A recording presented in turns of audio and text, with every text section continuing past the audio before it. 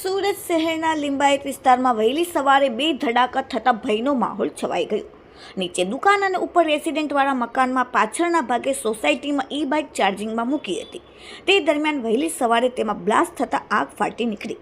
નજીકમાં જ રહેલા ગેસ સિલિન્ડર સુધી આગ પ્રસરી ગઈ હતી, જેથી ગેસ સિલિન્ડરમાં પણ બ્લાસ્ટ થયો હતો.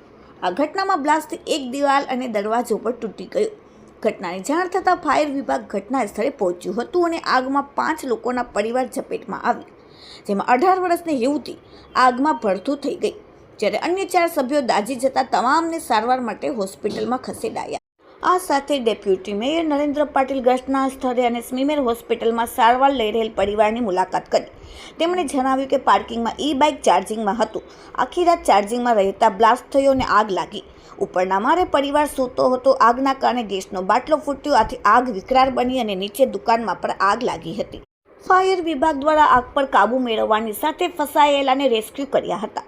મકાનના 3જા માળે ગેલેરીમાં ફસાયેલા 3 વ્યક્તિ, જેમાં એક મહિલા, એક બાળક અને એક દાઝી ગયેલ મોટી ઉંમરના વ્યક્તિનું રેસ્ક્યુ કર્યું.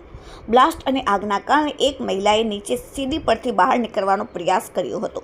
જોકે તે દાઝી જવાથી તાકીદે ફાયરની ટીમે તાત્કાલિક 108 એમ્બ્યુલન્સમાં નજીકની હોસ્પિટલમાં ખસેડી. ફાયર ઓફિસર ટંડલે જણાવ્યું કે સવારે 5:30 વાગ્યે કોલ હતો. અમે પહોંચ્યા ત્યારે નીચે હાર્ડવેરની દુકાનમાં આગ લાગી હતી. પહેલા અને બીજા માળે રહેલા 5 જેટલા લોકોનું રેસ્ક્યુ કરીને નીચે ઉતારવામાં આવ્યા હતા.